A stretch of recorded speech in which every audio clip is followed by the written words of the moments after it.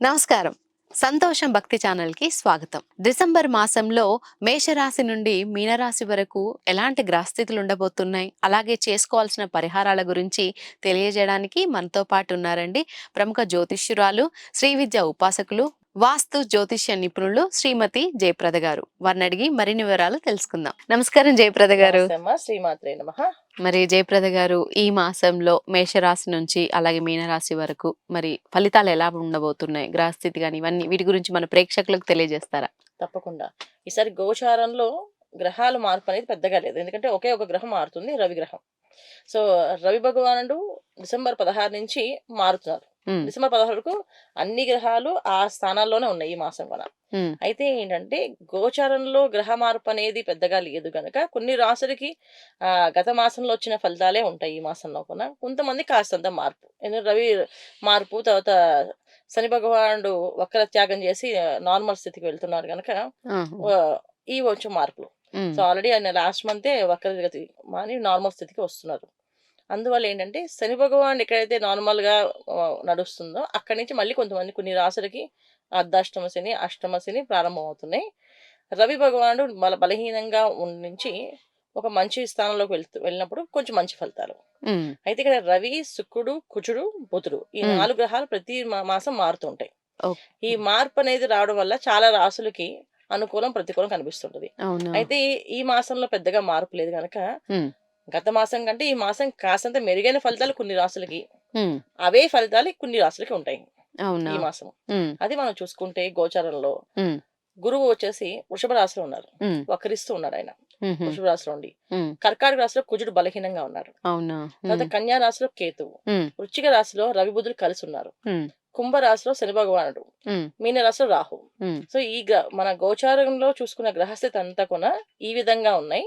అయితే వీటిల్లో నుంచి మనం మంచి ఫలితాలు తెచ్చుకోవాలి అనుకుంటే ఉమ్, ఏంటంటే ఈ మాసం మనం చేయాల్సింది ఏంటంటే మార్గశిర మాసం. ఉమ్, దీన్ని మార్గశిర మాసం, ఓకే, తర్వాత ధనుర్మాసం, రెండు ఉమ్హుహు, మాసాలు కలిపిన వచ్చిన మాసమే డిసెంబర్ మాసం. ధనుర్మాసంలో విష్ణు ఆరాధన, ఉమ్, మార్గశిర మాసంలో లక్ష్మీ ఆరాధన, అంటే లక్ష్మి, లక్ష్మీ నారాయణని కొలిచే మాసంగా ఈ ఉమ్, మార్గశిర మాసాన్ని ధనుర్మాసాన్ని తీసుకుంటాం. ఉమ్, ఎవరికైతే మాస ఫలితాల్లో యోగ్యంగా లేవో, ఉమ్, మాకు ఇలాంటి ఇబ్బందులు ఉన్నాయి అనిపిస్తుందో వాళ్ళు చక్కగా దైవారాధన ఉన్నాయి, ప్రార్థన, పూజ, ఉమ్, అష్టోత్తరము ఉమ్, ఇవి చేసుకుంటూ వెళితే ఆ ఫలితాలు అనేవి వీళ్ళకి మంచి ఫలితాలుగా మారిపోతాయి. ఉమ్, ఎందుకంటే ఎప్పుడైనా సరే సేవ అనేది మొదలు పెడితే అది మానవ సేవ అవ్వచ్చు, మాధవ సేవ అవ్వచ్చు. ఉమ్, సో మానవ సేవనే చేసుకోవచ్చు, మాధవ సేవనే చేయొచ్చు.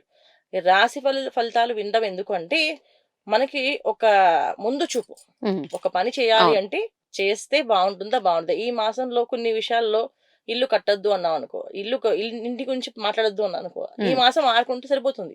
ఉమ్, ఈ విధంగా చూసుకుంటే అప్పుడు మనకి ఈ గోచార ఫలితాలు అనేది ఏంటంటే ఎప్పుడు కూడా మనకి ఏ పని చేయొచ్చు చేయకూడదు మాత్రం తీసుకోవాలి. అంతేగాని దీంట్లో ఉమ్, బాగా తిన్నారు కదా అయితే నాకు బాగుండదేమో, ఉమ్, దీంట్లో బాగుందని చెప్పారు కదా ఇంక బ్రహ్మాండంగా ఉంటుందేమో అని కాదు.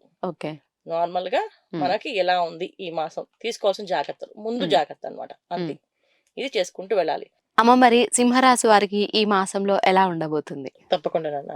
సింహరాశి వాళ్ళకి ఈ మాసం కాస్త అనుకూలంగానే ఉంది. ఉమ్, ఎందుకంటే వీళ్ళకి అన్నిటికంటే ఉత్తమమైన మార్గం ఏంటంటే 12th హౌస్ లో కుజుడు, ఉమ్, వ్యయస్థానంలో కుజుడు అనేది ఏంటంటే బాగా అన్ని విషయాల్లో క్లారిటీ ఇస్తాడు. ఉమ్, అంటే వ్యాపారాలు చేసే వాళ్ళకి ఈ వ్యాపారం నడుస్తుందా నడవదా, ఉమ్, తర్వాత ఉద్యోగం చేసే వాళ్ళకి ఈ ఉద్యోగంలో గ్రోత్ ఉంటుందా ఉండదా, నాకు ఉమ్, లేకపోతే వేరే ఉద్యోగం చూసుకుందామా అనేది ఒక క్లారిటీ ఉంటుంది. ఉమ్, ఇప్పుడు దాకా ఏంటంటే మీమాంస, అంటే వాళ్ళు ఏంటో ఆలోచిస్తూ ఉంటారు.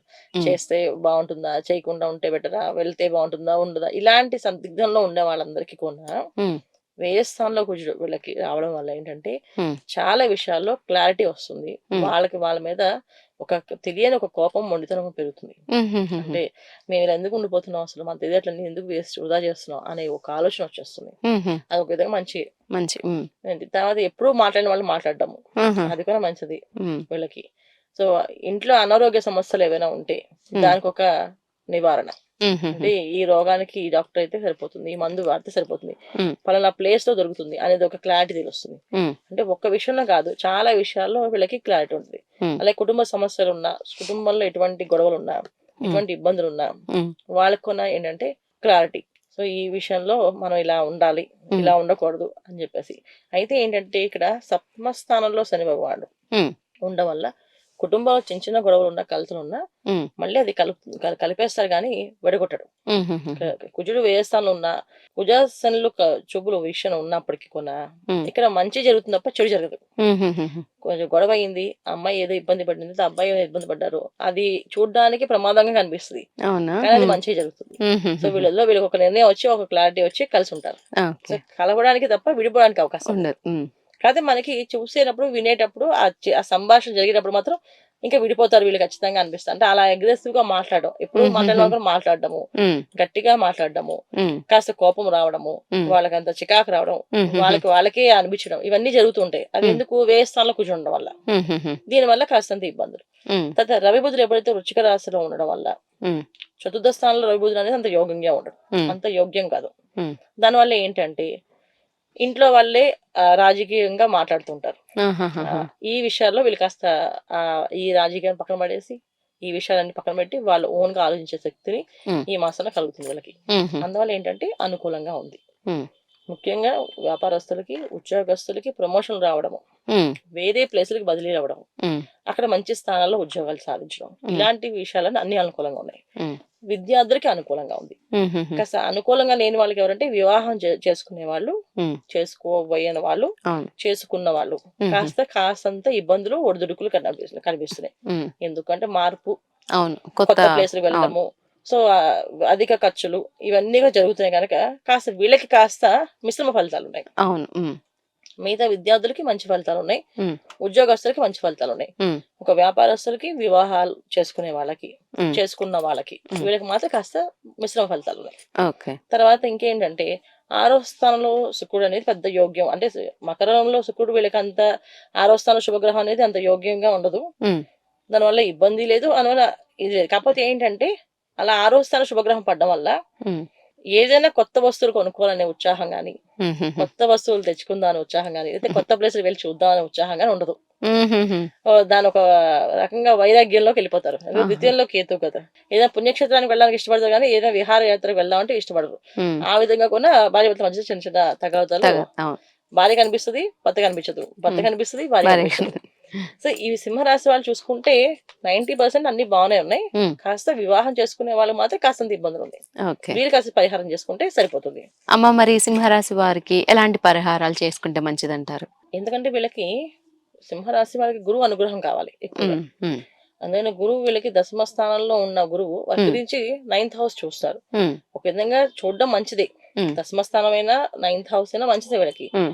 కాకపోతే ఏంటంటే కాస్త ఆలస్యాన్ని, ఆటంకాలు కూడా జరుగుతుంటాయి. ఎందుకంటే రవి హ్మ్. బుధులు ఇక్కడ ఉండడం వల్ల, హ్మ్. ద్వితీయంలో కేతు ఉండడం వల్ల, అవును. హ్మ్. 8వ స్థానంలో రాహు ఉండడం వల్ల. హ్మ్. కాస్త అష్టమ రాహు వల్ల వీళ్ళకొచ్చే ఇబ్బందులు హ్మ్. కొంచెం ఉంటుంది. హ్మ్. సో, ఏంటంటే బద్ధకాన్ని ఇస్తూ ఉంటాడు. ఓకే. సో, అందుకని వీళ్ళు దత్తాత్రేయ స్వామిని ఆరాధించడం, దత్తాత్రేయ స్వామి. హ్మ్. సిద్ధమంగళ స్తోత్రాన్ని చదవడం. హుహుహుహు. ప్రతినిత్యము సిద్ధమంగళ స్తోత్రాన్ని హ్మ్. చదువుకుంటూ దత్తాత్రేయ శ్రీపాద వల్లభ చరితామృతం గాని, హ్మ్. గురుచరిత్ర పారాయణ గాని చేసుకుంటూ ఉంటే హ్మ్. అన్నీ అనుకూలంగా మారుతుంది. హ్మ్. ముఖ్యంగా వివాహాలైన వాళ్ళు, వివాహం చేసుకోవాల్సిన వాళ్ళు హ్మ్. ఈ గురుచరిత్ర పారాయణ చేస్తే ఎటువంటి ఇబ్బందులు లేకుండా, ఆటంకాలు కలగకుండా ముందుకెళ్తారు. ఓకే అమ్మ. మరి ఈ మాసంలో సింహరాశి వారికి ఎలా ఉండబోతుంది? అలాగే చేసుకోవాల్సిన పరిహారాల గురించి మన ప్రేక్షకులకు చాలా చక్కగా వివరించారు. ధన్యవాదాలు. నమస్తే అమ్మ. శ్రీమాత్రే నమః. చూసారు కదండీ! మరి డిసెంబర్ మాసంలో తీసుకోవాల్సిన జాగ్రత్తలు, అలాగే చేసుకోవాల్సిన పరిహారాల గురించి ఏ రాశి వారికి ఎలా ఉంటుందో చాలా చక్కగా తెలుసుకున్నారు కదండీ! మరి ఇది ఇవాల్టి కార్యక్రమం.